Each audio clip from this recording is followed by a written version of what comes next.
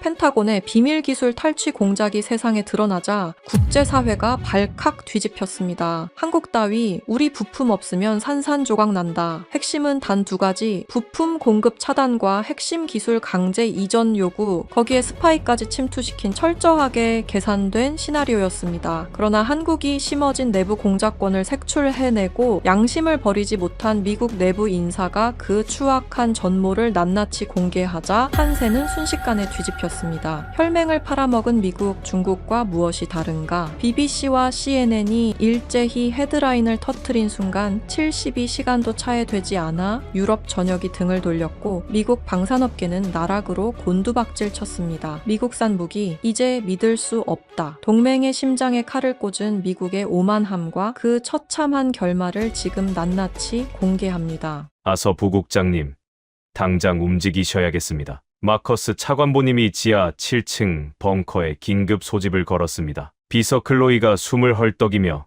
제 사무실 문을 열고 뛰어들어왔을 때 저는 이제 막 아침 브리핑 자료를 검토하려던 참이었습니다. 저는 아서 헬리슨입니다. 미 국방부 국제방산협력실 아시아 담당 부국장으로 15년째 일하고 있죠. 한국, 일본, 대만 등 핵심 동맹국들과의 군사 장비 교류가 모두 제 손을 거칩니다. 지하 7층이라고? 거긴 국가 전시 상황에만 개방하는 통제 구역이잖아. 도대체 무슨 일인데 그래? 저도 자세한 건 모릅니다. 하지만 로키드 마틴, 제너럴 다이내믹스 중자들까지 전부 비밀 통로를 통해 도착했다고 합니다. 사태의 심각성을 직감한 저는 서둘러 재킷을 챙겨 입었습니다. 복도로 나서자 펜타곤의 공기가 평소와 다르게 팽팽하게 당겨져 있는 것이 피부로 느껴졌습니다. 무장한 헌병들의 삼엄한 보안 검색을 3번이나 거친 뒤에야 육중한 강철, 문 너머의 벙커로 들어설 수 있었습니다. 회의실 안의 분위기는 얼어붙을 듯 차가웠습니다. 타원형의 거대한 마호가니,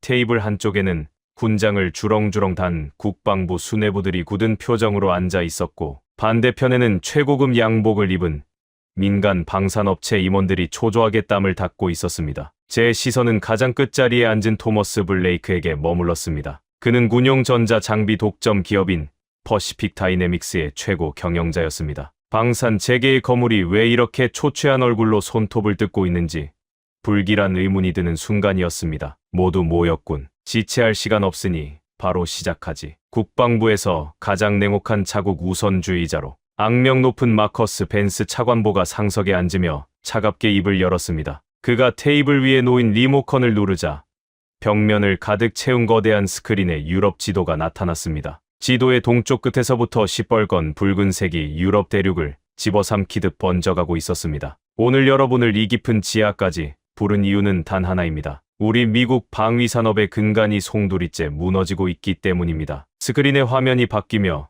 지축을 울리는 배기음과 함께 눈밭을 질주하는 두 대의 강철 괴물이 등장했습니다. 순간 회의실 곳곳에서 무거운 탄식이 터져 나왔습니다. 바로 한국 현대로템의 주력 전차 K2 흑표, 그리고 한화에어로스페이스의 명품 자주포 K9이었습니다. 저는 눈을 의심했습니다. 아시아 담당 부국장으로서 한국 무기의 압도적인 기동성은 익히 알고 있었지만 미국 국방부의 가장 깊은 심장부에서 그들의 무기를 경계의 대상으로 마주할 줄은 꿈에도 몰랐기 때문입니다. 지난 1년간 이 아시아의 무기들이 유럽에서 터뜨린 실적을 보십시오. 마커스 차관보의 목소리가 벙커 안을 날카롭게 울렸습니다. 화면 위로 믿을 수 없는 숫자들이 쏟아졌습니다. 폴란드 200대, 루마니아 150대, 핀란드 90대, 노르웨이 70대, 총 15개국, 1000대가 넘습니다. 계약 총액은 1000억 달러, 한화로 130조 원이 넘는 천문학적인 액수입니다. 제2차 세계대전 이후 단일 국가 무기 체계로는 유럽 역사상 최대 규모의 싹쓸이입니다. 로키드 마틴의 수석 부사장이 넥타이를 풀어 헤치며 억울하다는 듯 소리쳤습니다. 차관보님, 정보국에서 숫자를 부풀린 것 아닙니까? 구소련의 위협을 막아준 건 우리 미국의 무기였습니다. 유럽 놈들이 하루아침에 한국산으로 갈아탈 리가 없지 않습니까? 현실을 직시하십시오. 마커스 차관보가 두꺼운 서류 뭉치를 테이블에 거칠게 내던졌습니다. 어제 런던과 베를린에서 들어온 1급 첩보는 더 끔찍합니다. 나토의 핵심 주축인 영국과 독일마저 차기 지상군 주력 무기 교체 사업에서 우리 미국산을 완전히 배제하고 한국의 K2와 K9 도입을 긍정적으로 검토하기 시작했습니다. 다음 화면에는 가파르게 곤두박질 치는 꺾은 선 그래프가 나타났습니다. 반면 우리 미국의 자랑인 에이브람스 전차와 팔라딘 자주포의 수출 실적은 3년 연속 폭락을 거듭하더니 급기야 올해는 완벽하게 제로를 기록했습니다. 단 한 대도 팔지 못했다는 뜻입니다. 제너럴 다이내믹스의 전략 이사가 자리에서 벌떡 일어났습니다. 한국 무기가 도대체 우리보다 뭐가 대단하다는 겁니까? 이건 명백한 불공정 거래이자 시장 교란입니다. 성능, 가격, 납기, 모든 면에서 우리가 처참하게 졌소. 국방부 수석 기술관이 어두운 표정으로 일어나 레이저 포인터를 들었습니다. 냉정하게 분석한 결과입니다. 미국의 에이브람스 전차 대당 가격이 1200만 달러일 때 한국의 K2는 800만 달러에 불과합니다. 게다가 우리는 주문 후 최종 인도까지 48개월이 걸리지만 한국은 단 6달 만에 새 전차를 찍어내서 배달해줍니다. 심지어 자동 장전 장치의 속도와 험준한 산악지대, 돌파 능력은 한국이 우리를 20% 이상 앞서고 있습니다. 수석 기술관은 잠시 마른 침을 삼키더니 펜타곤 역사상 가장 치욕적인 한마디를 덧붙였습니다. 솔직히 말씀드리면 이제는 우리가 자존심을 버리고 한국의 기술을 분해해서 모방해야 할 수준에 도달했습니다. 벙커 안이 벌집을 쑤신 듯 발칵 뒤집혔습니다. 세계 최강을 자부하는 미군 수뇌부 앞에서 방금 전까지 무기를 팔아주던 아시아의 작은 나라, 기술을 베껴야 한다는 말은 완벽한 금기어였기 때문입니다. 15년 전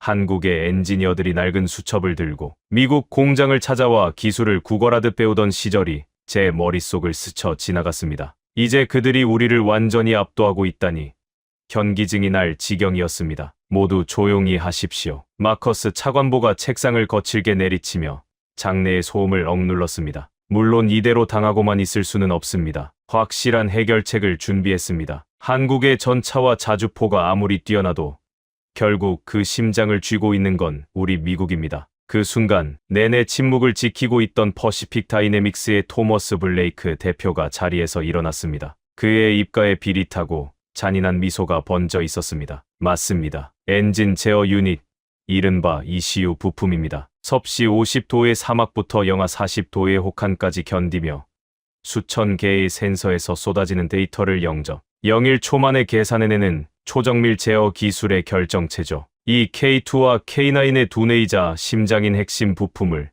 우리 회사가 15년째 독점 공급하고 있습니다. 토머스 대표가 넥타이를 고쳐매며 승리자의 목소리로 선언했습니다. ECU가 끊기면 그 잘난 한국의 강철 괴물들은 포신조차 돌리지 못하는 거대한 고철 덩어리로 전락합니다. 마커스 차관보가 만족스러운 듯 고개를 끄덕였습니다. 그가 다시 리모컨을 누르자 스크린에 피처럼 붉은색 대문자로 프로젝트 테크 프리즈라는 작전명이 떠올랐습니다. 한국의 방위 산업을 꽁꽁 얼려 죽이겠다는 끔찍한 뜻이었습니다. 지금 이 시간부로 작전을 개시합니다. 퍼시픽 다이내믹스는 국가 안보와 첨단 기술 보호를 명분으로 오늘 밤 자정을 기해 한국에 대한 ECU 공급을 기습적으로 전면 중단할 것입니다. 우리 정보에 따르면 한국 현대로템과 한화의 ECU 재고는 길어야 2달치 분량에 불과합니다. 그 안에 창원 공장의 모든 생산 라인이 올스톱될 겁니다. 차관보의 눈빛이 탐욕으로 번뜩였습니다. 유럽의 약속한 납기를 맞추지 못한 한국 기업들은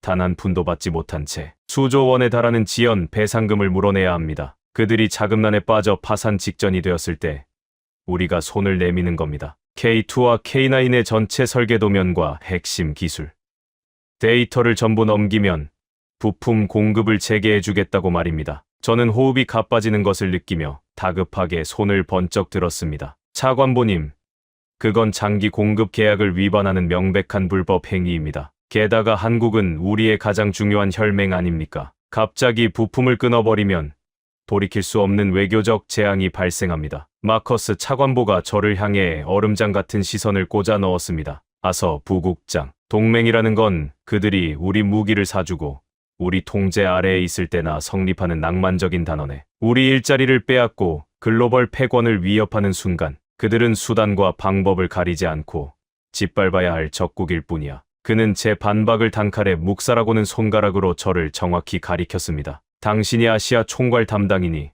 당장 내일 아침 첫 비행기로 서울로 날아가게. 가서 현대로템과 한화의 수뇌부들을 모아놓고 이 최후 통첩을 직접 전달해. 이건 비즈니스가 아니었습니다. 철저하게 계산된 제국주의적인 강도 지시였습니다. 다음 날 오전 서울행 비행기에 몸을 실은 저는 창밖의 구름을 멍하니 바라보며 깊은 절망감에 빠졌습니다. 10년 넘게 우정을 나누며 교류해 온 한국 엔지니어들의 순박한 미소가 떠올랐기 때문입니다. 그들이 피땀 흘려 이룩한 빛나는 성취를 제 손으로 박살내야 한다는 죄책감이 밧줄처럼 목을 조여왔습니다. 하지만 태평양 위를 날아가던 그때의 저는 상상조차 하지 못했습니다. 제가 전할 이 오만하고 비열한 통보가 묵묵히 기술을 갈고 닦던 대한민국이라는 거대한 사자를 어떻게 폭발시킬지 말입니다. 인천공항을 빠져나와 서울 시내로 진입하는 내내 저는 창밖으로 스쳐 지나가는 풍경에서 단 한순간도 눈을 뗄 수 없었습니다. 빽빽하게 들어선 고층 빌딩 숲과 쉴 새 없이 오가는 수많은 차량, 그리고 각자의 삶을 향해 바쁘게 걷는 시민들의 모습. 겉보기에는 어제와 다를 바 없는 평화롭고 역동적인 아시아의 거대한 대도시였죠. 하지만 제 무릎 위에 놓인 검은색 서류 가방 안에는 이 도시의 심장, 박동을 단숨에 멈추게 할 끔찍한 사형 선고문이 들어 있었습니다. 저 평온한 도심 한복판에서, 혹은 남쪽 창원의 뜨거운 공장, 용광로 앞에서 피땀 흘려 일하는 수많은 엔지니어들의 숨통을 무참히 끊어놓을 펜타곤의 통보서 말입니다. 거대한 군산복 합체에 충실한 사냥개가 되어 70년, 혈맹의 등에 날카로운 비수를 꽂아야 하는 제 처지가 그날따라 너무나 역겹고 비참했습니다. 목적지인 강남의 현대로템 본사 로비에 들어섰을 때 건물 전체는 이미 거대한 축제 분위기로 들썩이고 있었습니다. 매끄러운 대리석 벽면마다 현대로템의 자랑인 K2 흑표, 전차와 한화에어로스페이스의 긍지인 K9 자주포가 험준한 유럽의 눈 덮인 평원을 거침없이 질주하는 포스터가 훈장처럼 걸려 있었죠. 15층의 대형 보안 회의실 문을 열고 들어서자 환한 미소를 머금은 10여 명의 한국 측 수뇌부와 핵심 연구진들이 일제히 일어나 우렁찬 박수를 치며 저를 반갑게 맞이했습니다. 길다란 마호가니 테이블 한가운데에는 이 역사적인 승리를 축하하기 위해 임원진이 특별히 준비한 최고급 샴페인과 투명한 유리잔들이 영롱하게 빛을 내고 있었습니다. 아서 부국장님, 워싱턴에서 이 먼 서울까지 오시느라 정말 고생 많으셨습니다. 현대로템의 해외 사업과 전체 방산 전략을 총괄하는 정도영 부사장이 가장 먼저 성큼성큼 다가와 따뜻하고 굳센 손길로 제 손을 맞잡았습니다. 깊게 패인 그의 주름진 눈가에는 인류 방산 역사상 유례없는 유럽 시장, 1000억 달러 석권이라는 벅찬 자부심과 긍지가 가득 배어 있었습니다. 미 국방부에서 직접 축하 사절단으로 아시아 담당 부국장님을 보내주시다니 저희로서는 이보다 더 영광스러울 수가 없습니다. 여기 모인 사람들이야말로 이번 유럽 싹쓸이 수주를 현실로 가능하게 만든 숨은 영웅들이자 1등 공신들입니다. 정도영 부사장이 세상에서 가장 자랑스러운 얼굴로 자신의 양옆에 선 두 사람을 소개했습니다. 이쪽은 현대로템 파워트레인 연구소를 총괄하는 강무진 팀장입니다. 수십 톤의 쇳덩어리인 K2 전차의 심장 박동을 책임지는 가장 우직하고 뚝심 있는 최고의 엔지니어죠. 그리고 그 옆은 오늘 이 자리를 위해 특별히 모신 한화에어로스페이스 제어연구소의 윤세아 수석연구원입니다. K9 자주포의 복잡한 전자 제어 시스템을 전 세계 그 어떤 최신 무기보다 빠르고 정교하게 끌어올린 천재적인 두뇌입니다. 작업복 차림에 떡 벌어진 체격에 눈빛이 굶주린 호랑이처럼 매서운 강무진 팀장이 묵직하게 고개를 숙여 인사했습니다. 이어서 단정한 정장 차림의 지적이고 예리한 인상을 풍기는 윤세아 수석연구원도 환하게 웃으며 가벼운 목례를 건넸습니다. 소속된 회사는 달랐지만 두 기업이 경쟁이라는 장벽을 허물고 오직 대한민국의 국익과 기술, 자립을 위해 하나로 뭉쳐 이뤄낸 위대한 성과 앞에서 그들의 얼굴은 며칠 밤낮을 세운 피로조차 완전히 잊은 듯 찬란하게 빛나고 있었습니다. 저는 그들이 기쁨에 들떠 건네는 샴페인 잔을 참아받아 들 수조차 없었습니다. 미세하게 떨리는 손을 간신히 억누르며 저는 천천히, 아주 천천히 검은 서류 가방의 버클을 풀었습니다. 부사장님, 그리고 강무진 팀장님, 윤세아 연구원님, 정말 유감스럽지만 저는 오늘 축하의 샴페인 잔을 부딪히러 온 것이 아닙니다. 순간 넓은 회의실을 가득 채우던 부드러운 웃음소리와 박수소리가 마치 누군가 전원 플러그를 뽑아버린 것처럼 찬물을 끼얹은 듯 뚝 끊겼습니다. 강무진 팀장의 얼굴에서 옅은 미소가 흔적도 없이 사라졌고 윤세아 연구원은 불안하고 날 선 눈빛으로 저와 정도영 부사장을 번갈아 쳐다보았습니다. 저는 바싹 마른 침을 억지로 삼키며 펜타곤의 차갑고 무자비한 통보서를 아직 코르크도 따지 않은 샴페인 병 바로 옆에 무겁게 내려놓았습니다. 방금 전 워싱턴 현지 시각 자정을 기해 미 국방부의 공식 승인 아래 퍼시픽 다이내믹스가 독점 생산하는 엔진 제어 유닛, 즉 ECU 부품의 한국 수출이 전면 중단되었습니다. 아주 길고 숨막히는 무거운 침묵이 회의실 전체를 짓눌렀습니다. 누구도 섣불리 숨소리조차 내지 못했습니다. 가장 먼저 무서운 정적을 깬 것은 윤세아 연구원이었습니다. 그녀의 맑았던 목소리가 미세하게 떨리며 흔들리고 있었습니다. 서 부국장님, 지금 저희에게 끔찍한 농담을 하시는 겁니까? ECU 부품이라니요. 그건 K2와 K9의 수천 개의 센서를 통합하고 포신의 각도까지 조절하는 두뇌 중의 두뇌입니다. 당장 다음 달부터 폴란드와 루마니아로 보내야 할 1차 선적분의 막바지 조립이 시작되는데 심장 부품을 하루아침에 끊어버리면 창원 공장의 모든 생산 라인을 즉시 멈추라는 이야기 아닙니까? 정확하게 이해하셨습니다. 정보국의 파악에 따르면 현대로템과 한화가 비축해둔 ECU 재고량은 기껏해야 한 달에서 길어봤자 2달치 분량에 불과할 겁니다. 창고에 남은 마지막 부품이 소진되는 즉시 여러분의 모든 무기 조립 라인은 거대한 고철 더미로 변해 멈춰 설 것입니다. 그 순간 강무진 팀장이 도저히 분노를 참지 못하고 두꺼운 책상을 주먹으로 쾅 소리가 나게 내리쳤습니다. 굉음과 함께 테이블 위에 투명한 유리잔들이 요란하게 부딪히며 위태롭게 흔들렸습니다. 이게 도대체 무슨 말도 안 되는 소리입니까? 퍼시픽 다이내믹스와 적법하게 맺은 장기 부품 공급 계약이 아직 7년이나 시퍼렇게 살아서 남아 있습니다. 민간 기업 간의 신성한 약속을 미국 국방부가 도대체 무슨 권리로 단숨에 처참하게 찢어버린다는 말입니까? 이건 명백하고 악의적인 계약 위반이자 국제소송감입니다. 저는 억울함으로 이글거리는 그들의 시선을 애써 피한 채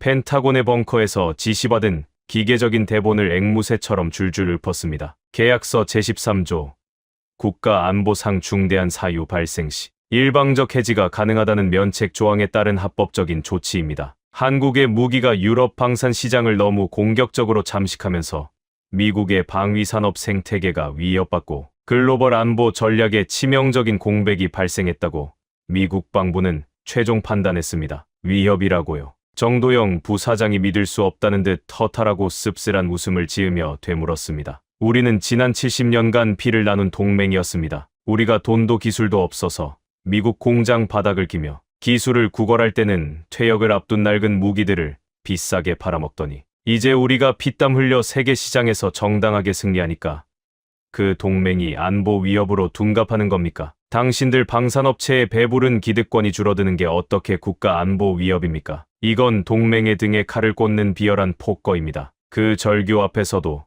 저는 철저히 입을 다물어야 했습니다. 그때 윤세아 연구원이 미친 듯이 노트북 키보드를 두드리더니 새하얗게 질린 얼굴로 고개를 돌렸습니다. 부사장님, 큰일 났습니다. 지금 당장 부품 공급이 완전히 끊겨서 납기를 탄 석 달만 넘기게 되어도 우리가 계약을 맺은 유럽 15개국 연합에 물어내야 할 지연 배상금과 위약금이 무려 5조 원에 달합니다. 5조 원입니다. 현대로템과 한화의 방산 부문 전체가 한순간에 파산하고도 남을 치명적인 금액입니다. 미국은 애초에 우리 대한민국 방위산업 전체의 숨통을 완벽하게 끊어버릴 작정으로 이러는 겁니다. 회의실 곳곳에서 깊은 절망이 섞인 끔찍한 신음이 터져 나왔습니다. 평생 기름 냄새를 맡으며 기계와 씨름하고 대한민국 방산의 긍지를 높여왔다는 자부심 하나로 살아온 수석 엔지니어들이 머리를 쥐어뜯으며 의자에 털썩 주저앉았습니다. 찬란한 축제의 장은 순식간에 피 냄새가 진동하는 참혹한 사형장으로 변해버렸습니다. 저는 죄인처럼 고개를 숙인 채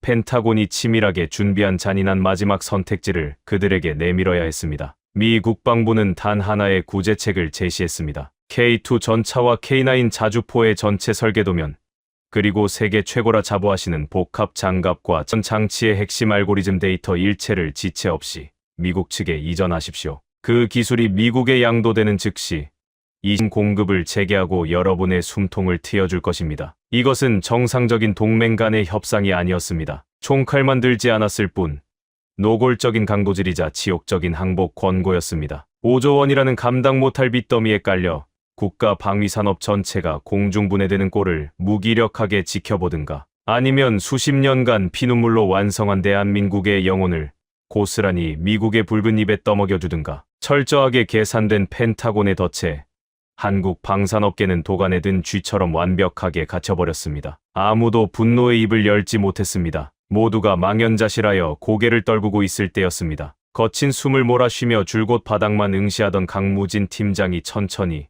아주 무겁게 고개를 들었습니다. 분노와 모멸감으로 벌겋게 충혈된 그의 두 눈이 똑바로 제 눈동자를 향해 날카롭게 꽂혔습니다. 그런데 이상했습니다. 그의 시선은 모든 것을 체념한 패배자의 비굴한 눈빛이 아니었습니다. 살과 뼈를 모두 불태워서라도 마지막까지 적의 목덜미를 물고 늘어지겠다는 벼랑 끝에 몰린 굶주린 맹수의 서늘하고 압도적인 눈빛이었죠. 강무진 팀장이 꽉 쥔 두 주먹에서 금방이라도 핏방울이 터져나올 듯 하얗게 질린 뼈마디를 바라보며 저는 목덜미에 오싹한 소름이 돋는 것을 느꼈습니다. 그리고 그 순간 직감했습니다. 워싱턴 지하 벙커의 오만한 권력자들이 정밀한 슈퍼컴퓨터에 결코 집어넣지 못했던 단 하나의 치명적인 변수. 아무리 무참하게 짓밟히고 깨져도 절대 스스로 항복하지 않는 지독한 한국인들의 도끼가 지금 막 거대한 눈을 떴다는 사실을 말입니다. 회의실을 짓누르던 숨막히는 침묵을 가장 먼저 깬 것은 펜타곤의 자비 없는 최후 통첩에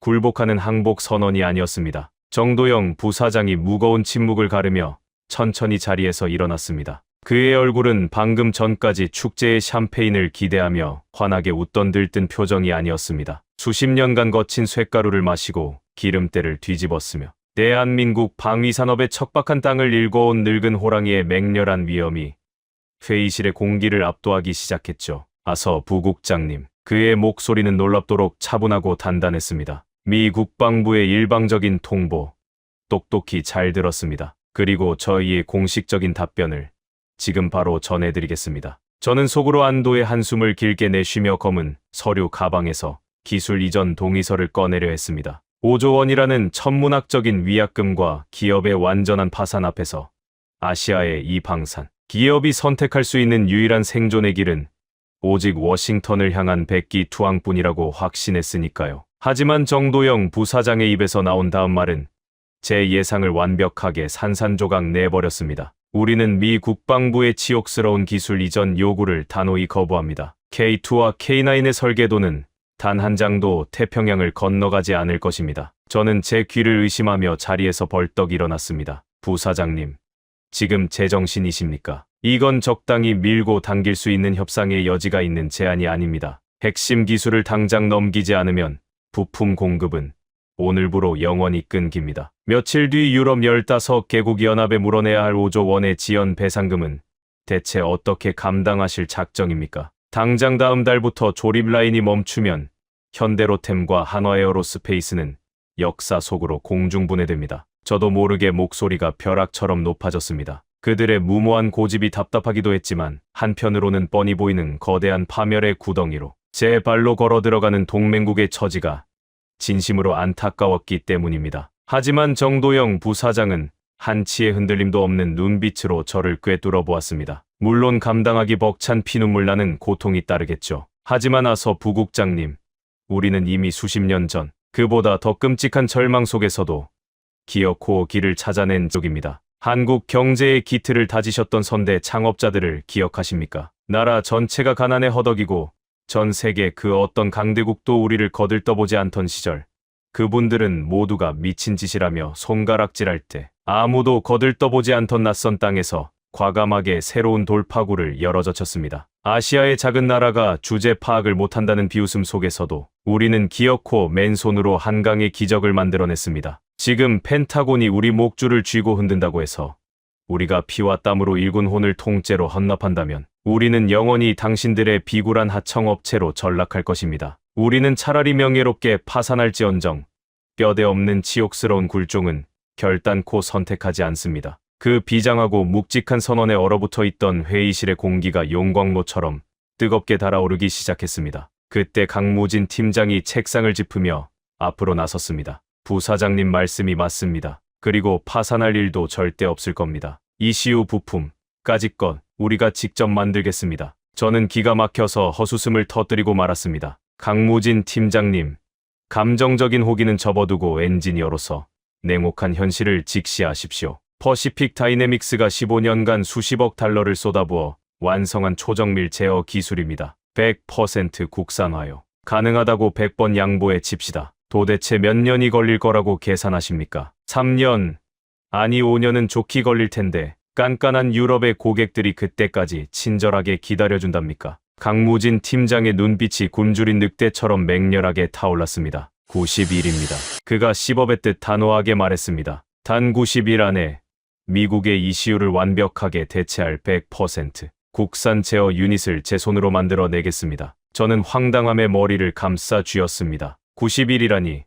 그건 물리적으로도 과학적으로도 완벽하게 불가능한 수치입니다. 신의 기적이라도 바라는 겁니까? 이번에는 윤세아 수석연구원이 매서운 목소리로 입을 열었습니다. 기적이 아니라 우리가 가진 모든 피와 살을 갈아 넣겠다는 뜻입니다. 현대로템과 한화에어로스페이스 두 회사의 경쟁이라는 껍데기는 오늘부로 완전히 버립니다. 오직 대한민국의 완벽한 기술 독립이라는 절대적인 목표 하나만 남을 겁니다. 그날 오후 저는 워싱턴 펜타곤의 벙커에 연결된 1급 보안 전화를 들고 마커스 차관보에게 이 믿을 수 없는 상황을 즉각 보고했습니다. 전화기 너머로 마커스 차관보와 토머스 블레이크 대표의 조롱 섞인 비웃음 소리가 태평양을 건너 제 스피커를 찢을듯이 울려 퍼졌습니다. 90일이라고. 아서 그 똑똑하던 한국인들이 궁지에 몰리더니 드디어 단체로 미쳐버린 모양이군. 5년이 걸려도 흉내내지 못할 제어 기술을 단 석 달 만에 바닥에서부터 만들겠다고. 좋아, 아주 좋아. 마음대로 발악해보라고 해. 어차피 한 달도 안 돼서 창원의 생산 라인은 처참하게 멈출 거고 놈들은 피눈물을 쏟으며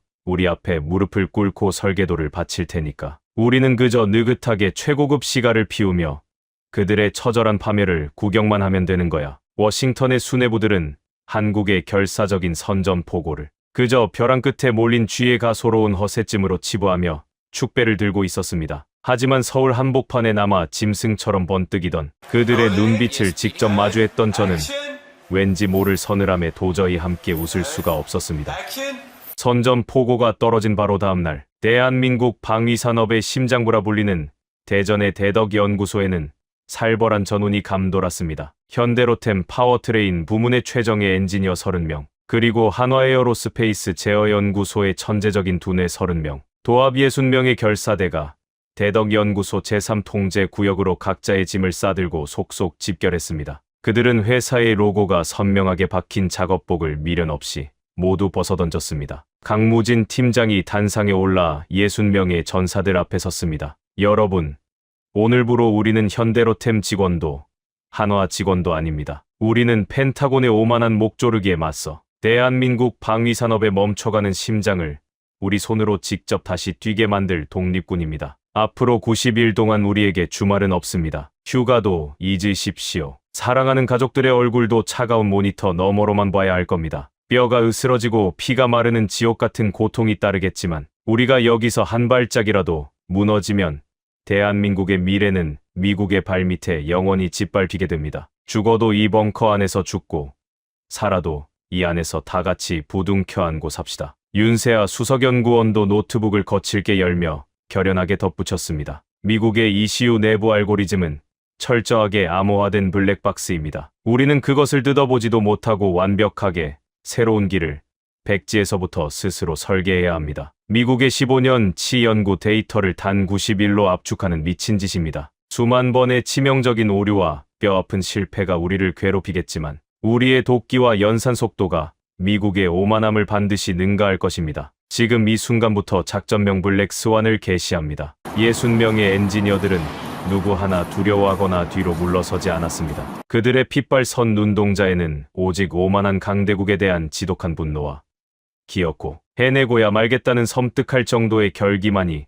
활활 타오르고 있었습니다. 저는 대덕연구소 인근의 호텔에 머물며 그들의 일거수일투족을 보고하는 임무를 맡았습니다. 작전이 시작된 첫날부터 연구소의 불빛은 단 1초도 꺼지지 않았습니다. 칠흑 같은 어둠이 깔린 새벽 3시, 4시가 되어도 제3통제구역의 창문 너머로는 쉴 새 없이 자판을 두드리고 칠판이 부서져라 수식을 써내려가는 엔지니어들의 짙은 그림자가 어른거렸습니다. 창문 틈 사이로 새어나오는 그들의 거친 숨소리와 도끼 품은 눈빛은 펜타곤이 자랑하는 어떤 정밀한 슈퍼컴퓨터로도 결코 계산해낼 수 없는 종류의 것이었습니다. 저는 밤하늘의 차가운 달빛 아래서 마치 거대한 용광로처럼 끓어오르는 대덕 연구소에 지지 않는 불빛을 멍하니 바라보며 등골을 타고 오르는 섬뜩한 한기를 느꼈습니다. 태평양 너머 안전한 벙커 안에서 터져 나오던 펜타곤 수뇌부들의 그 오만한 비웃음들이 어쩌면 머지않아 끔찍한 비명과 후회로 바뀔지도 모른다는 걷잡을 수 없는 불길한 예감이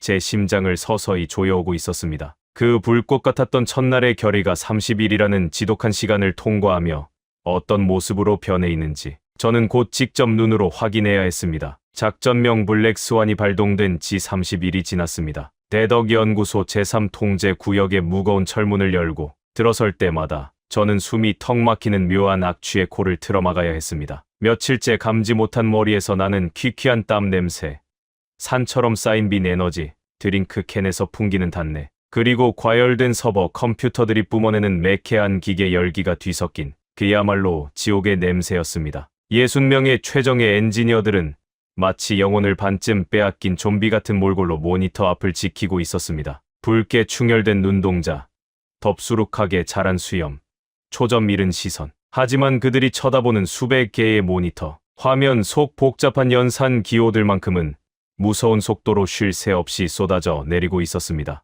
오늘 오전은 그들이 백지 상태에서 설계한 첫 번째 ECU 시제품의 가상 연동 테스트가 있는 날이었습니다. 거대한 방음 유리창 너머로 시제품 칩이 장착된 시뮬레이터가 보였습니다. 현대로템의 강무진 팀장과 한화에어로스페이스의 윤세아 수석연구원이 핏기 없는 얼굴로 메인 콘솔 앞에 섰습니다. 엔진 부하 테스트 시작합니다. 온도 상승, 목표치 섭씨 50도. 윤세아 연구원의 갈라진 목소리와 함께 시뮬레이터의 계기판이 빠르게 올라갔습니다. 30도, 40도, 그리고 50도. 가혹한 사막 환경을 가정한 테스트였습니다. 모두가 숨을 죽인 채 화면을 응시했습니다. 하지만 기쁨의 순간은 오지 않았습니다. 날카로운 경고음과 함께 메인 스크린에 붉은색 에러 메시지가 도배되기 시작했습니다. 센서 인식률 40% 미만으로 추락했습니다. 제어 회로 과부하.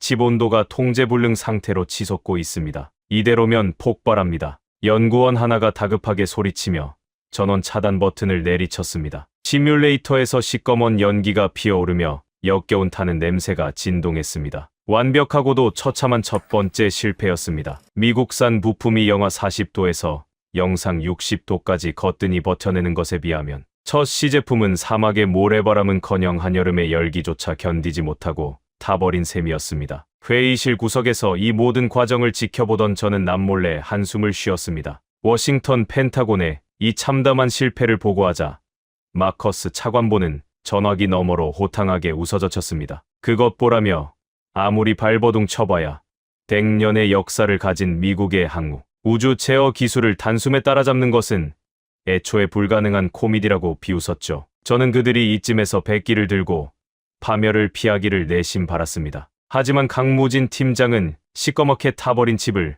핀셋으로 집어들더니 흔들림 없는 쇳소리로 외쳤습니다. 다들 고개 들고 허리 펴십시오. 겨우 한 번 실패한 것뿐입니다. 에러 로그 전부 백업해서 회로 설계부터 다시 뜯어 고칩니다. 오늘 밤 자정까지 원인 분석 리포트 제 책상 위에 올려놓으십시오. 그들의 심장에는 애초에 포기라는 단어 자체가 프로그래밍되어 있지 않은 것 같았습니다. 절망적인 실패의 잿더미 위에서 그들은 묵묵히 다시 수식을 써 내려갔습니다. 하지만 아무리 강인한 정신력으로 무장했다 한들 육체의 한계와 밀려드는 인간적인 고통마저 완전히 지워버릴 수는 없었습니다. 40일 차로 접어들던 어느 늦은 밤, 저는 자판기에서 커피를 뽑아들고 인적이 끊긴 복도를 걷고 있었습니다. 그때 화장실 안쪽에서 아주 낮고 억눌린 짐승의 울음 같은 소리가 들려왔습니다. 조심스럽게 다가가 문틈으로 안을 들여다본 저는 그 자리에 얼어붙고 말았습니다. 호랑이처럼 매섭게 후배들을 몰아붙이던 강무진 팀장이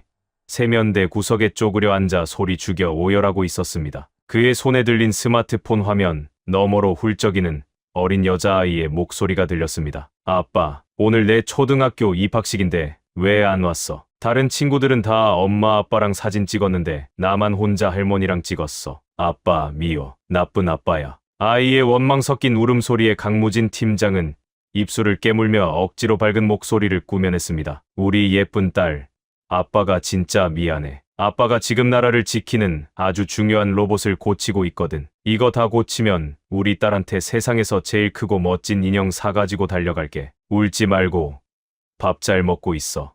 알았지? 그는 서둘러 통화를 끊고는 수도꼭지를 틀어놓고 흐르는 물소리에 자신의 울음소리를 묻으며 한참을 오열했습니다. 딸의 평생에 한 번뿐인 초등학교 입학식조차 가지 못한 채 미국의 거대한 압박에 맞서 칠흑 같은 터널을 맨몸으로 뚫고 나가야 하는 한 가장의 피눈물. 저는 가슴이 먹먹해져 차마 그에게 아는 척을 할 수 없었습니다. 그가 붉게 충혈된 눈을 찬물로 씻어내고 다시 그 지독한 호랑이 팀장의 얼굴로 돌아가 화장실을 나설 때까지 저는 어두운 복도 구석에 숨어 숨을 죽여야만 했습니다. 그들이 흘리는 땀방울 하나, 눈물 한 방울이 모여 이 거대한 기적의 톱니바퀴를 돌리고 있다는 사실이 제 양심을 무겁게 찌르기 시작했습니다. 그리고 운명의 51차 두 번째 시제품의 테스트가 진행되었습니다. 이번에는 발열 문제를 잡고 센서 인식률을 90%까지 끌어올렸지만 더 치명적인 문제가 그들의 발목을 잡았습니다. 응답 지연 속도 300ms.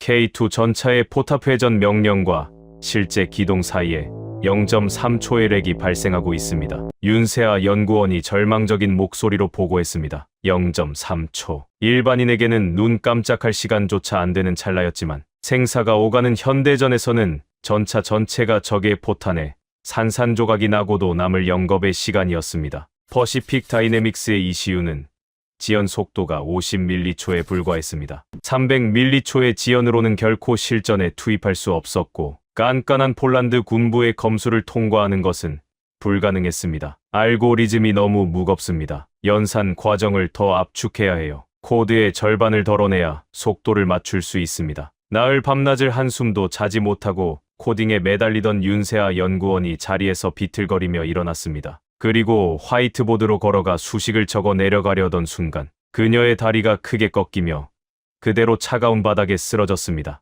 윤수성님, 연구원들이 비명을 지르며 달려갔습니다. 극도의 과로와 영양실조로 인한 실신이었습니다. 구급차가 요란한 사이렌을 울리며 도착했고 저는 도의적인 책임감에 이끌려 그녀를 싣고 가는 구급차의 뒤를 따랐습니다. 인근 대학병원의 응급실 침대에 누워 창백한 팔에 링거를 꽂고 있는 그녀를 보며 저는 펜타곤의 이 잔혹한 도박이 선량한 기술자들을 어떻게 망가뜨리고 있는지 똑똑히 목격했습니다. 잠시 후 의식을 차린 그녀가 가장 먼저 한 행동은 저를 더욱 경악하게 만들었습니다. 그녀는 자신을 간호하던 후배 연구원에게 다급하게 손을 내밀었습니다. 내 노트북, 빨리 내 노트북 가져와. 아까 쓰러지기 직전에 병목 현상이 일어나는 데이터 구간을 찾았어. 링거반을 안 흔들리게 테이프로 단단히 좀 고정해줘. 윤수성님, 미치셨습니까? 의사가 당장 절대 안정 취하지 않으면 심정지가 올 수도 있다고 했습니다. 죽어도 코드 완성하고 죽어. 당장 가져와. 그녀의 서늘한 호통에 결국 후배는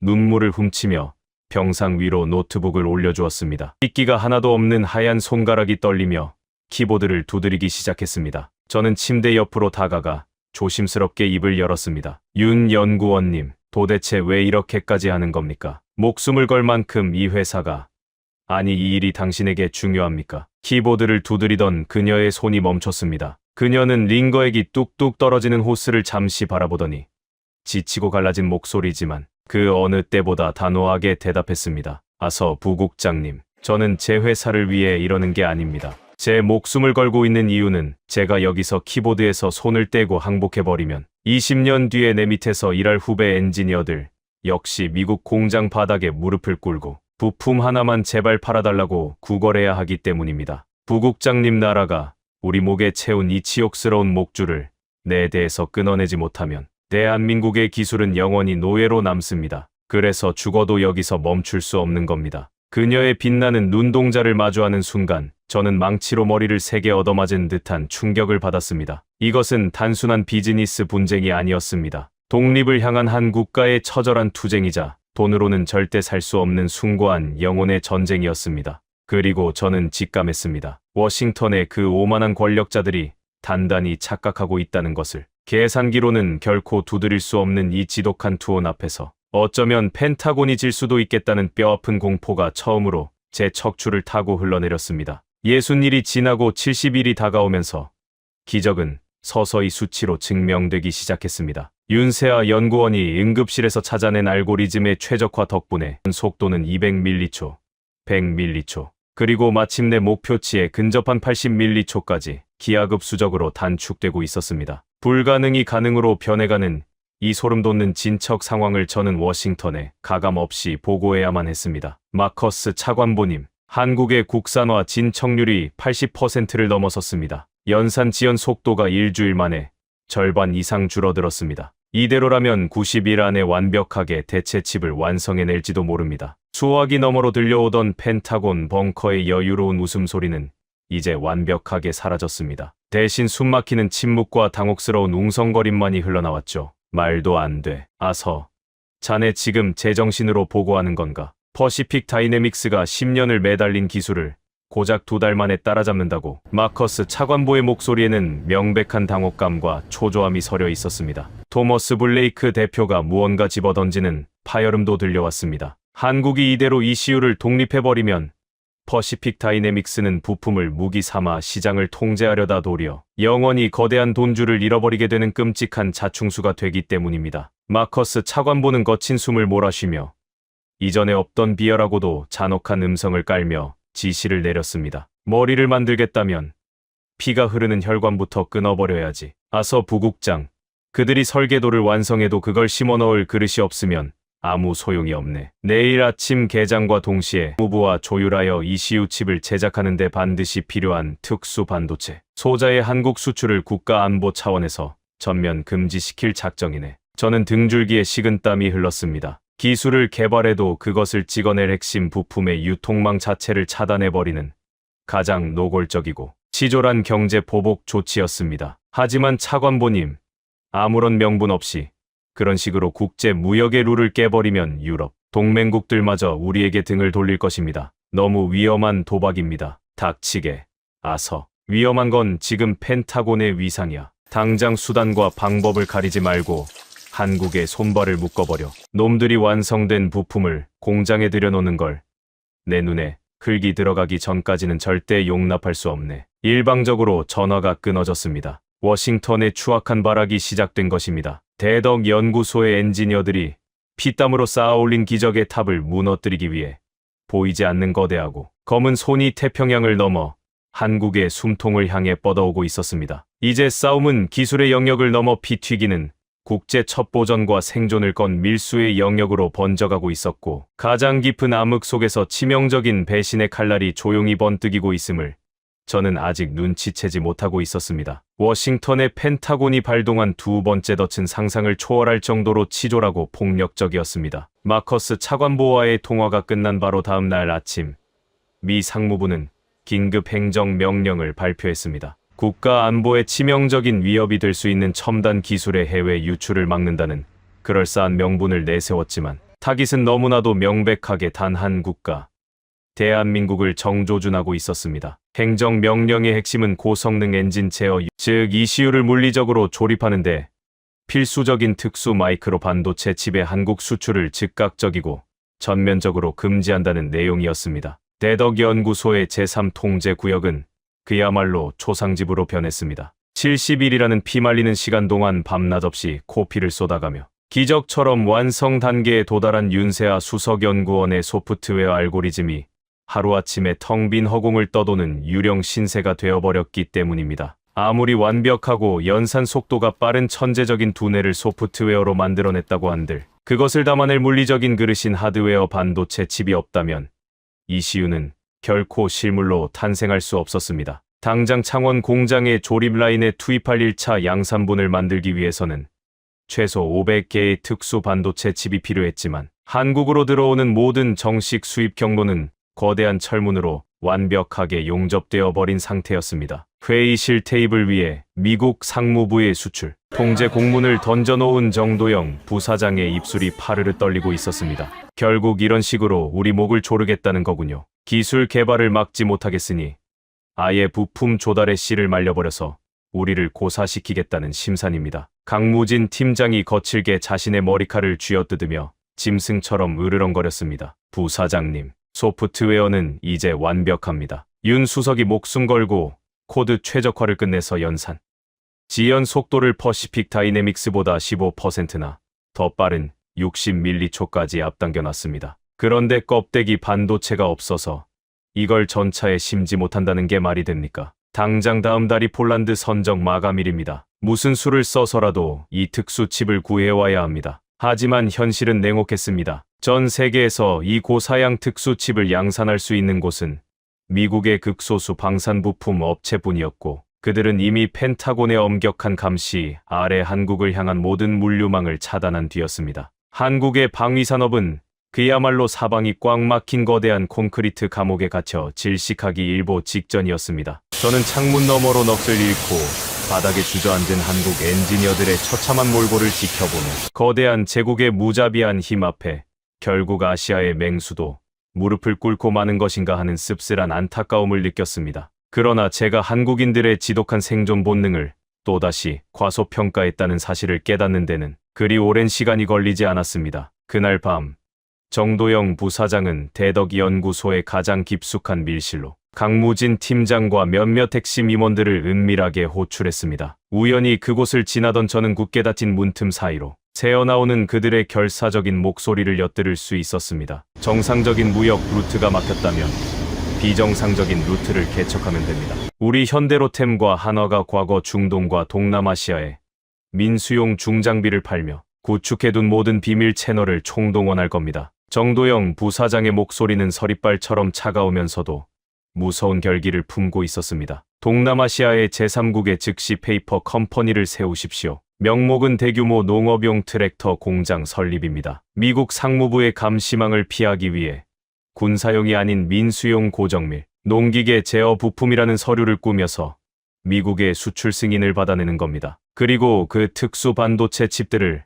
베트남이나 인도네시아의 외곽 항구로 빼돌린 뒤 산업용 폐기물 박스나 트랙터의 엔진 크랭크 축 안에 교묘하게 숨겨서 부산항으로 밀수입하는 겁니다. 강무진 팀장이 숨을 들이켜는 소리가 들렸습니다. 부사장님, 그건 명백한 국제무역법 위반이자 죄입니다. 만에 하나 미 정보국의 덜미라도 잡히는 날에는 기업의 존립을 넘어서 국가 간의 외교적 단절까지 각오해야 하는 엄청난 도박입니다. 알고 있습니다. 하지만 강 팀장, 지금 우리가 합법과 불법을 따질 한가한 처지입니까? 미국은 이미 합법의 탈을 쓴 불법으로 우리 숨통을 끊어놓으려 하고 있습니다. 여기서 얌전히 법을 지키며 앉아서 죽음을 맞이하느니 차라리 국제사회의 손가락질을 받더라도 살아서 우리의 무기를 완성하는 것이 국가를 위하는 길입니다. 모든 책임과 형사 처벌은 내가 전부 짊어질 테니 당신들은 오직 저 반도체 칩을 창원 공장까지 무사히 가져올 방법만 실행하십시오. 그것은 완벽한 미친 짓이었습니다. 저는 그들의 무모한 계획을 즉시 워싱턴에 보고해야만 하는 국방부 부국장의 신분이었습니다. 당장 펜타곤에 전화 한 통만 넣으면 미 해군의 해상 검문소들이 동남아시아를 오가는 한국 국적의 화물선들을 샅샅이 뒤져 그들의 밀수 작전을 손쉽게 짓밟아버릴 수 있었죠. 그러나 제 손은 주머니 속의 보안 전화기를 꽉 쥐고만 있을 뿐 도저히 버튼을 누를 수가 없었습니다. 조국을 위해 기꺼이 자신의 목숨과 명예마저 진흙탕에 던지려는 늙은 기업인의 숭고한 결단 앞에서 저는 강대국의 오만한 앞잡이가 되어 그들의 마지막 희망마저 짓밟을 만큼 비열한 인간이 되지는 못했습니다. 저는 끝내 침묵을 선택했습니다. 그로부터 일주일 뒤 부산항의 후미진 부두에는 삼엄한 경비 속에 낡은 화물선 한 척이 어둠을 틈타 들어왔습니다. 공식 화물 목록에는 동남아시아에서 수입된 중고 농기계 부품이라고 적혀 있었죠. 하지만 심야의 비밀리에 대덕연구소로 직행한 그 컨테이너 박스 안에는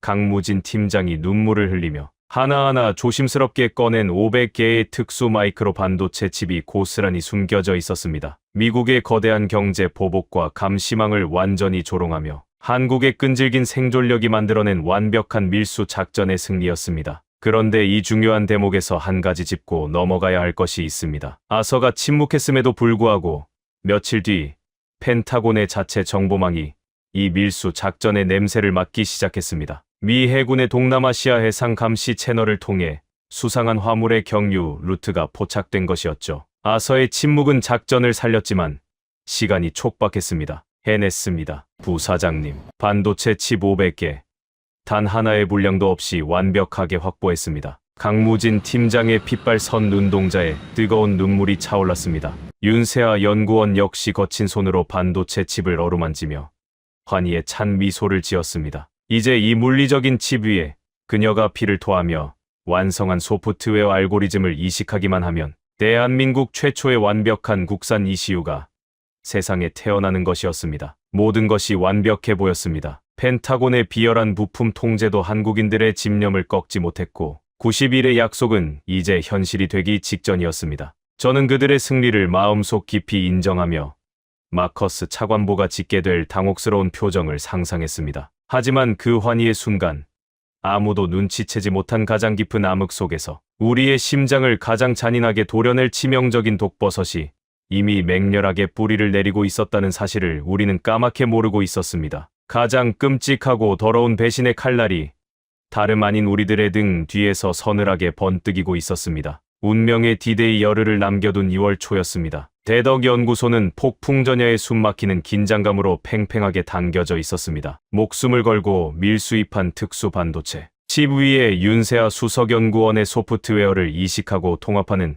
최종 컴파일 작업이 한창이었죠. 이 작업만 무사히 끝나면 곧바로 창원 공장으로 내려가 K2 전차에 직접 칩을 심고 실기동 사격 테스트를 진행할 예정이었습니다. 모두의 눈에는 짙은 피로감이 묻어났지만 고지가 눈앞에 보인다는 희망이 그들을 간신히 버티게 하고 있었습니다. 그런데 오후부터 연구소 메인 서버실의 분위기가 심상치 않게 돌아가기 시작했습니다. 팀장님, 이거 뭔가 이상합니다. 어젯밤까지만 해도 완벽하게 구동되던 점화 제어 코드의 원인 모를 치명적인 오류가 계속되고 있습니다. 윤세아 연구원이 모니터에 얼굴을 박을 듯이 들이밀며 당혹스러운 목소리로 외쳤습니다. 분명히 제가 직접 최적화를 끝내고 락을 걸어둔 구간인데 누군가 소스 코드를 건드린 것처럼 소수점의 위치가 미세하게 뒤틀려 있고 논리 회로가 엉뚱하게 반전되어 있습니다. 단순한 시스템 버그가 아닙니다. 이건 아주 악의적이고 정교하게 구조를 붕괴시키는 악성 변형입니다. 강무진 팀장의 안색이 하얗게 질렸습니다. 90일이라는 극한의 일정 속에서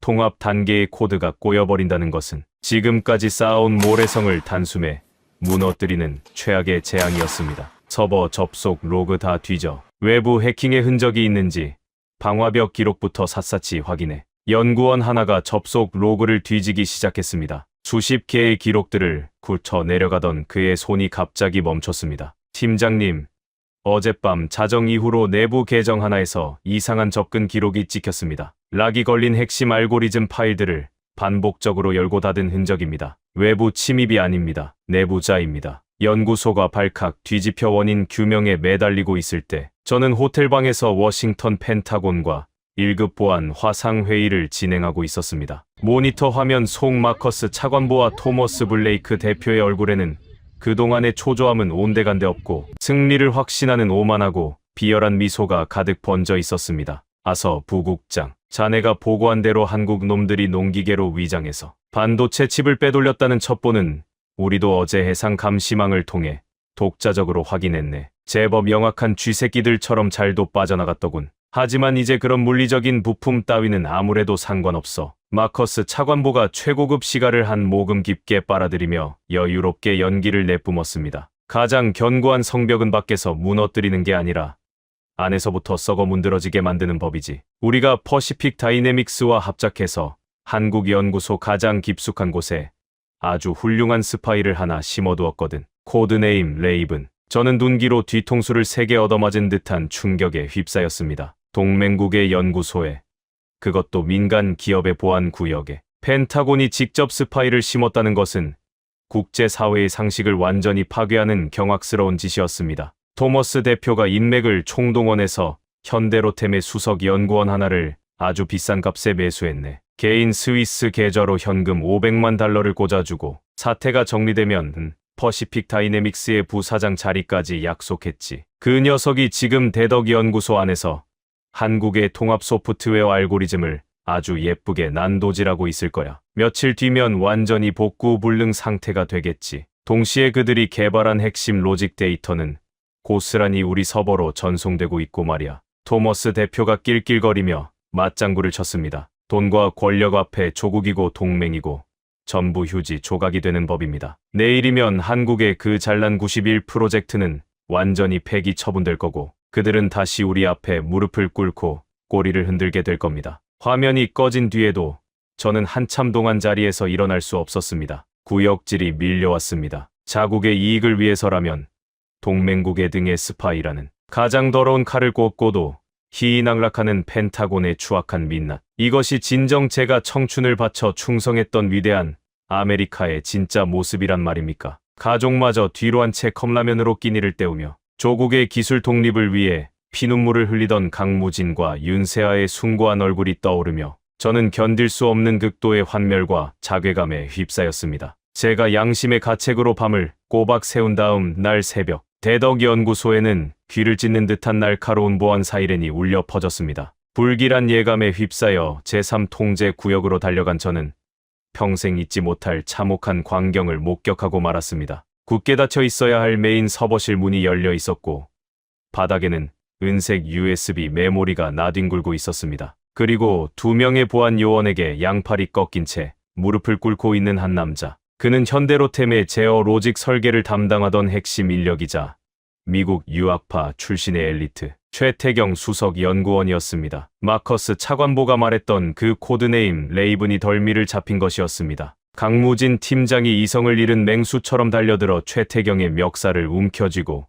그대로 벽에 처박았습니다. 이 개자식아, 네가 어떻게 우리한테 이럴 수가 있어. 60명의 동료들이 피를 토하며 90일 동안 목숨을 걸고 쌓아올린 우리들의 혼을 고작 몇 푼의 돈에 미국 놈들에게 팔아넘겨 강무진의 핏발 선 눈에서 굵은 눈물이 뚝뚝 떨어졌습니다. 분노와 배신감으로 그의 억센 손이 부들부들 떨리고 있었습니다. 하지만 최태경은 입술이 터져 피를 흘리면서도 오히려 광기 어린 목소리로 악을 썼습니다. 목숨을 걸어 혼을 갈아 넣어 강 팀장님 꿈 깨십시오. 우리가 아무리 발버둥 쳐도 미국이라는 거대한 산은 절대 넘을 수 없습니다. 5조 원의 위약금의 회사가 파산하면 우리 모두 거리에 나앉아 굶어 죽을 텐데 언제까지 그 빌어먹을 애국심 타령만 할 겁니까? 나는 내 살기를 찾았을 뿐입니다. 똑똑한 미국 놈들이 우리를 짓밟기 전에 내가 먼저 안전한 배로 갈아탄 게 뭐가 그렇게 큰 죄란 말입니까? 이 더러운 쓰레기 새끼. 강무진의 묵직한 주먹이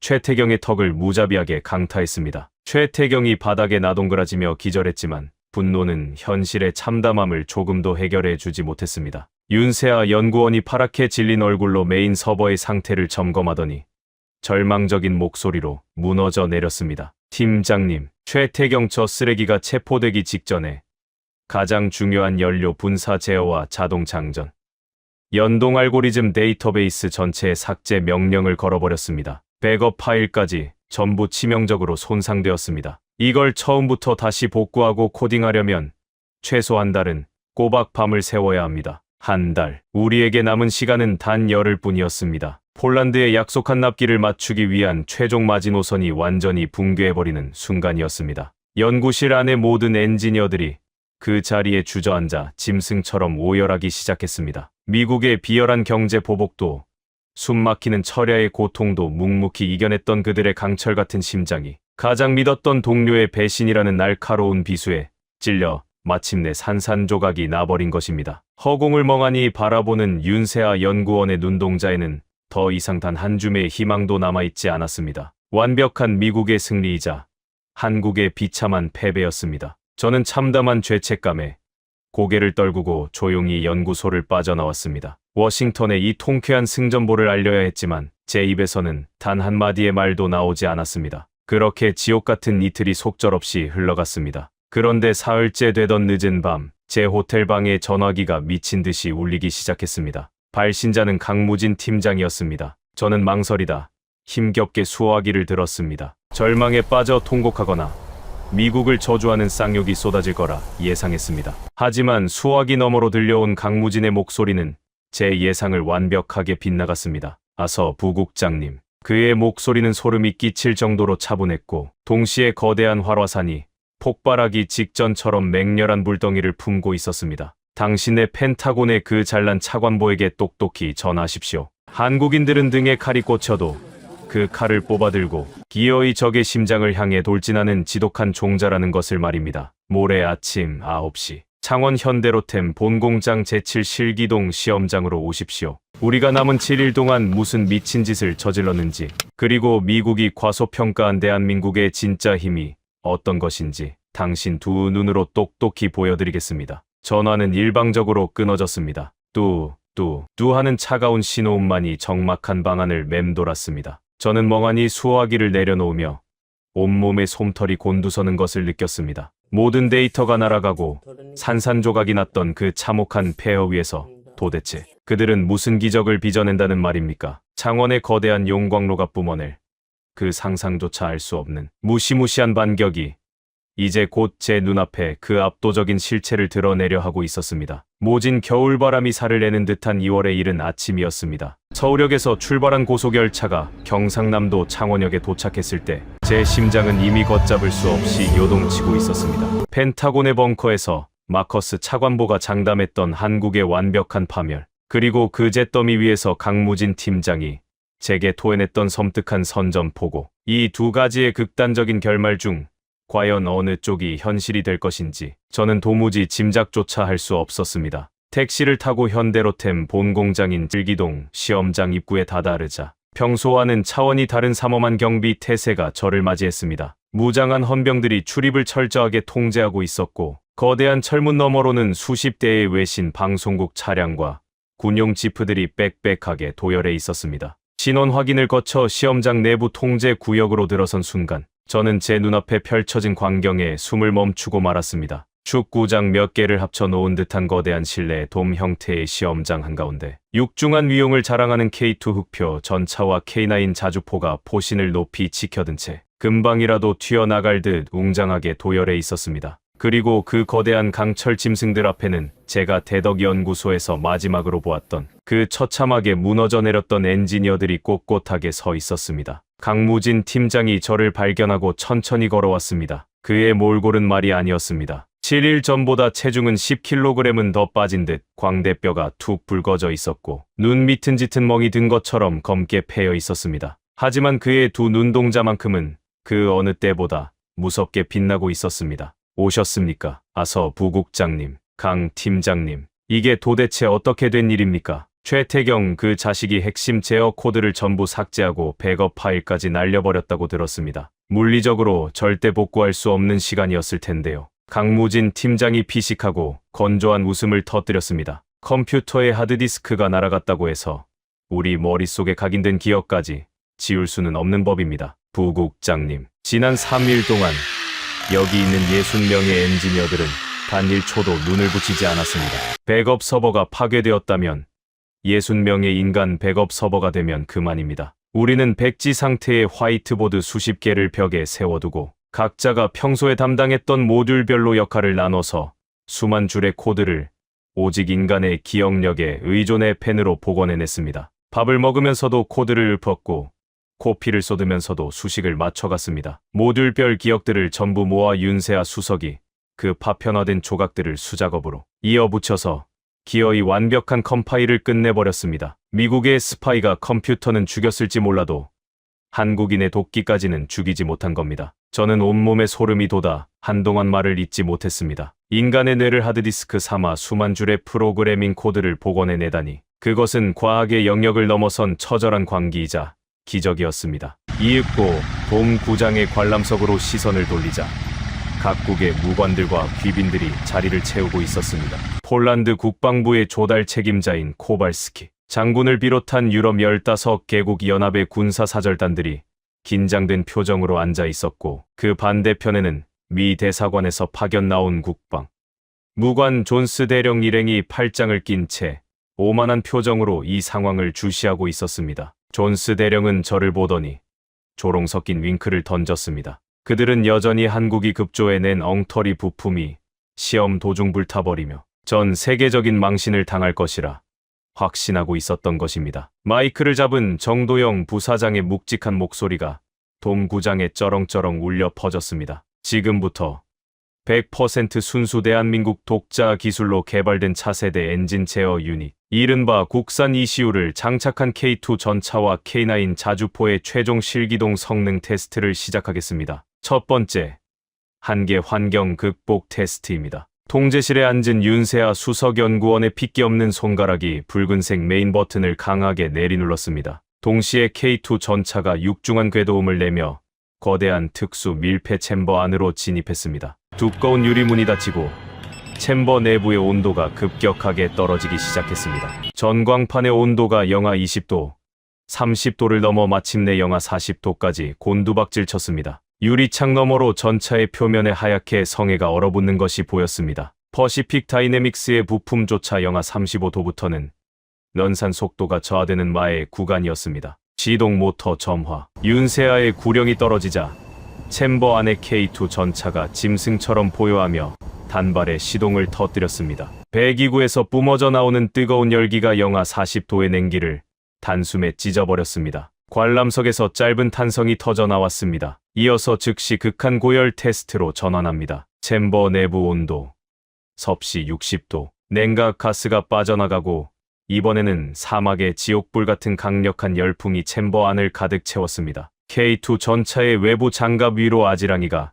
일렁일 정도의 살인적인 고열이었습니다. 반도체 칩이 가장 취약한 환경이었죠. 제어 회로 온도 전 속도 60ms 유지 중, 미국산 대비 15% 상회하는 처리 속도입니다. 스피커를 통해 흘러나오는 윤세아의 보고에 팔짱을 끼고 있던 미 국방무관 존스 대령의 입가에서 비웃음이 서서히 굳어지기 시작했습니다. 믿을 수 없다는 듯 그가 자리에서 몸을 앞으로 기울였습니다. 두 번째, 자동 장전 미스입니다. K2 전차가 챔버를 빠져나와 거친 인공 험지를 질주하기 시작했습니다. 시속 70km의 엄청난 속도로 요철을 돌파하는 와중에도 전차의 뇌를 담당하는 국산 ECU는 수천 개의 센서 정보를 취합하며 포신의 수평을 완벽하게 유지했습니다. 목표물 포착, 자동 장전 장치 가동, 거대한 120mm 활강포가 움직이는 관역을 향해 스스로 각도를 맞추는 동시에 포탑 내부에서 기계음이 울리며 무거운 포탄이 약실로 빨려 들어갔습니다. 전광판에 찍힌 장전 시간은 5.6초, 퍼시픽 다이내믹스 제품의 7초를 아득히 뛰어넘는 세계 최고 수준의 장전 속도였습니다. 코발스키 장군을 비롯한 폴란드 사절단이 자리에서 벌떡 일어나 환호성을 터뜨렸습니다. 그리고 대망의 마지막 실기동 실탄 사격이 남았습니다. 돔구장의 거대한 지붕이 양쪽으로 열리며 푸른 겨울 하늘이 드러났고 2km 밖 야외 표적지에 거대한 붉은 십자선이 나타났습니다. 최종 사격, 발사. 강무진 팀장의 우렁찬 명령과 함께 K2 전차의 포구에서 눈을 뜰 수 없을 만큼 거대한 불기둥이 뿜어져 나왔습니다. 고막을 찢는 굉음이 시험장 전체를 뒤흔들었습니다. 관람석의 모두가 숨을 죽이고 2km 밖의 표적을 응시했습니다. 2초, 3초의 짧고도 영원 같은 찰나가 흐른 뒤 표적지의 붉은 십자선 한가운데가 정확하게 폭발하며 산산조각이 났습니다. 완벽한 명중, 그것도 미국산 제어칩의 도움 없이 대한민국 엔지니어들의 피와 눈물로 빚어낸 100% 독자 기술이 만들어낸 완벽한 승리였습니다. 시험장 전체가 떠나갈 듯한 우레와 같은 함성과 박수갈채로 뒤덮였습니다. 폴란드 사절단은 서로 부둥켜 안고 만세를 불렀고 유럽 각국의 무관들은 엄지를 치켜 세우며 감탄사를 연발했습니다. 통제실의 유리를 짚고 서 있던 윤세아 수석연구원은 그제야 참았던 눈물을 터뜨리며 바닥에 주저앉았고 며칠 밤낮을 비말리며 버텨왔던 60명의 엔지니어들은 서로의 어깨를 끌어안고 짐승처럼 엉엉 소리내어 울었습니다. 반면 미 대사관의 존스 대령 일행은 마치 유령이라도 본 사람처럼 사색이 되어 멍하니 서 있었습니다. 그들의 얼굴에는 오만함 대신 끔찍한 공포가 서려 있었습니다. 한 나라의 생명줄을 끊어놓으려던 제국의 비열한 도발이 도리어 그 나라를 누구도 건드릴 수 없는 완벽한 완전체로 진화시켜버렸다는 뼈아픈 현실을 그들 두 눈으로 똑똑히 목격했기 때문입니다. 강무진 팀장이 무거운 군화를 이끌고 제 앞으로 다가왔습니다. 그의 얼굴은 눈물과 땀으로 범벅이 되어 있었지만 입가에는 세상에서 가장 후련하고 당당한 미소가 번져 있었습니다. 보셨습니까? 아서 부국장님. 이것이 바로 당신들이 그토록 짓밟고 싶어 했던 대한민국의 진짜 심장 박동입니다. 워싱턴에 돌아가시면 그 오만한 마커스 차관보에게 제 말을 똑똑히 전해 주십시오. 미국은 오늘부로 이 거대한 아시아의 방산시장에서 영원히 그리고 완벽하게 퇴출당했다고 말입니다. 우리는 이제 당신들의 부품 따위는 필요 없습니다. 그의 낮고 묵직한 선언은 마치 펜타곤의 심장을 향해 쏘아 올린 육중한 철갑탄과도 같았습니다. 저는 그 압도적인 기세에 눌려 한마디 대꾸도 하지 못한 채 멍하니 고개를 끄덕일 수밖에 없었습니다. 시험장의 열렬한 환호 소리를 뒤로하고 차가운 겨울바람을 맞으며 밖으로 걸어 나오는 동안 저는 분명히 직감했습니다. 이것은 단순한 하나의 부품을 개발한 기술적 성취가 아니라는 것을 말입니다. 강대국의 무자비한 경제 보복과 통제를 맨몸으로 부수고 일어나 스스로의 운명을 개척해낸 글로벌 지정학의 거대한 축이 무너져 내리는 끔찍하고도 위대한 지각 변동의 서막이라는 사실을 말입니다. 창원의 기적이 일어난 지불과 48시간 만에 전 세계의 여론은 걷잡을 수 없는 거대한 폭풍의 소용돌이 속으로 빨려 들어갔습니다. 영국의 BBC와 미국의 CNN 등 글로벌 주요 언론들은 일제히 긴급 속보를 타전하며 펜타곤의 비열한 부품 수출 통제 공작과 그것을 탄 90일 만에 독자 기술로 박살내버린 한국 방산업계의 영웅적인 서사를 대서특필했습니다. 유럽의 반응은 폭발적이었습니다. 당장 부품이 끊겨 납기 지연을 우려했던 폴란드 국방부는 완벽한 국산 ECU가 장착되어 오히려 성능이 향상된 K2 전차의 초도 물량을 성공적으로 인도받자마자 즉시 200대의 추가 구매 계약을 전격 발표했습니다. 루마니아와 핀란드 역시 기존의 예약 물량 전부를 새로운 한국산 제어 유닛이 탑재된 버전으로 교체해달라며 환호했고, 영국과 독일마저 차기 지상군 사업의 유력한 단독 후보로 한국을 공식 지명했습니다. 반면 기술의 독점권을 무기 삼아 시장을 농단하려 했던 미국의 거대 방산 기업 퍼시픽 다이내믹스는 그야말로 처참한 지옥을 맛보고 있었습니다. 한국이 100% 자립에 성공했다는 뉴스가 뉴욕 증권거래소에 타전되자마자 퍼시픽 다이내믹스의 주가는 단 하루 만에 60%라는 경이적인 폭락을 기록하며 수십조 원의 시가총액이 허공으로 증발해버렸습니다. 토머스 블레이크 대표는 긴급 이사회에서 회의만이 통과되며 파산의 위기에 몰렸고, 펜타곤의 지하 벙커는 분노한 미 의회의 질타와 대통령의 경로로 발칵 뒤집혔습니다. 2월 중순 눈보라가 몰아치는 워싱턴 한복판 미 상원 국방위원회 긴급 청문회장이 열렸습니다. 수백 개의 카메라 플래시가 터지는 가운데 마커스 차관보와 저는 나란히 증인석에 앉아 있었습니다. 상원 의원들의 날 선 추궁이 마커스 차관보의 목통을 조이기 시작했습니다. 마커스 차관보, 당신의 독단적이고 치졸한 수출 통제 조치 때문에 우리는 가장 굳건했던 동맹국인 한국의 신뢰를 완전히 잃었고, 나아가 유럽 방산 시장에서 미국 기업들이 완벽하게 퇴출당하는 끔찍한 재앙을 초래했습니다. 도대체 무슨 권리로 동맹국의 민간 연구소에 스파이까지 심어가며 그런 더러운 짓을 벌인 겁니까? 마커스 차관보는 이마에 식은땀을 뻘뻘 흘리며 변명하기에 급급했습니다. 의원님, 오해입니다. 그것은 전적으로 퍼시픽 다이내믹스 측의 단독 범행이었으며 국방부는 정보 수집 차원에서, 그리고 한국 놈들이 우리 기술을 훔쳐갔을 확률이 농후합니다. 어떻게 90일 만에 입 다무십시오. 제가 마이크를 켜고 차관보의 말을 매섭게 잘라냈습니다. 청문회장 안의 모든 시선이 저를 향해 집중되었습니다. 저는 국방부 아시아 담당 부국장 아서 헬리슨입니다. 저는 오늘 이 자리에서 우리 펜타곤이 저지른 씻을 수 없는 오만함과 범죄를 가감없이 고발하고자 합니다. 마커스 차관보의 지시로 우리는 한국 방위 산업의 숨통을 끊기 위해 불법적인 부품 공급 중단과 반도체 칩 금수 조치를 단행했습니다. 심지어 거액의 돈으로 그들의 엘리트 연구원을 매수해 내부 데이터를 파괴하는 비열한 공작까지 저질렀습니다. 청문회장이 술렁이기 시작했고, 마커스 차관보는 얼굴이 하얗게 질린 채 저를 노려보았습니다. 하지만 저는 멈추지 않았습니다. 하지만 의원님들, 우리가 그들에게 저지른 끔찍한 압박보다 더 경악스러운 것은 한국인들이 그것을 이겨낸 방식이었습니다. 그들은 가족을 버리고 잠을 포기하고 코피를 쏟으며 연구실 바닥에서 90일의 지옥을 맨몸으로 버텨냈습니다. 훼손된 코드를 살려내기 위해 인간의 뇌를 하드디스크 삼아 수만 줄의 수식을 머릿속으로 복원해냈습니다. 우리는 그들의 기술이 부족하다며 조롱했지만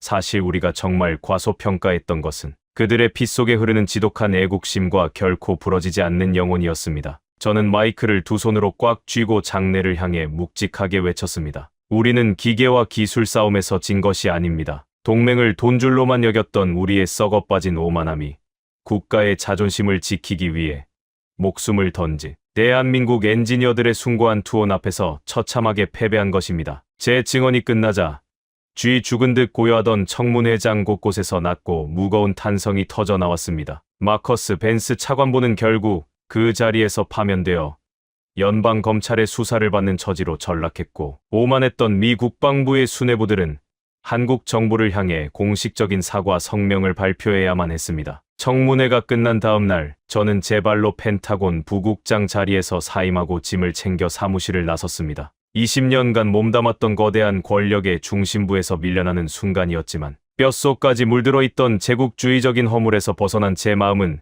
그 어느 때보다 홀가분하고 자유로웠습니다. 워싱턴의 차가운 밤거리를 걷고 있을 때 제 코트 주머니 속에서 휴대전화가 진동했습니다. 발신자 제한번호로 뜬 전화를 받자 수화기 너머로 너무나 익숙하고 든든한 목소리가 들려왔습니다. 잘 지내셨습니까? 아서 부국장님, 뉴스는 잘 봤습니다. 멋진 연설이더군요. 강무진 팀장이었습니다. 그의 목소리에는 예전의 날 선적대감은 완벽하게 사라지고 전장에서 생사고락을 함께한 전우를 대하는 듯한 깊고 따뜻한 온기가 묻어 있었습니다. 강 팀장님, 그동안 정말 고생 많으셨습니다. 저는 이제 펜타곤 소속이 아닌 평범한 민간인 백수입니다. 제가 씁쓸하게 웃으며 대답하자 강무진 팀장이 통쾌한 웃음을 터뜨렸습니다. 백수라니요. 당치도 않습니다. 정도영 부사장님께서 특별 지시를 내리셨습니다. 아시아 시장을 넘어 전 세계로 뻗어나갈 대한민국 방위산업의 글로벌 전략 고문 자리를 비워두었으니 언제든 워싱턴에 짐을 싸서 서울로 날아오시라고요.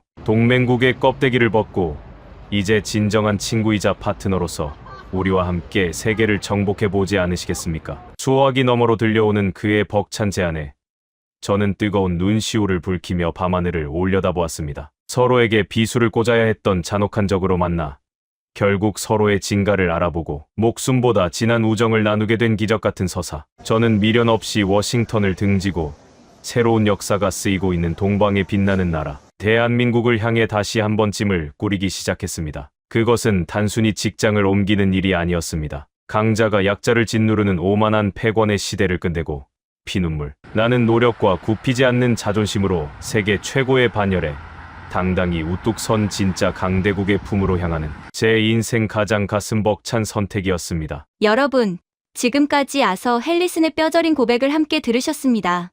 1000억 달러 수출, 91의 시한부, 그리고 60명의 엔지니어. 펜타곤이 숨통을 끊었을 때 전 세계는 끝났다고 했습니다. 하지만 아무도 믿어주지 않던 그 시간, 가족도 잠도 포기한 채 묵묵히 코드를 써 내려간 사람들이 있었습니다. 스파이가 데이터를 날려버린 그 폐허 위에서 60개의 머리가 하드디스크가 되어 수만 줄의 코드를 기억으로 복원해냈습니다. 아서 헬리스는 미상원 청문회에서 이렇게 증언했습니다. 우리는 기술에 진 것이 아닙니다. 목숨을 던진 한국 엔지니어들의 투혼 앞에서 패배한 것입니다. 지금도 누군가는 조용히 연구실 불을 밝히며 대한민국의 심장을 지키고 있습니다.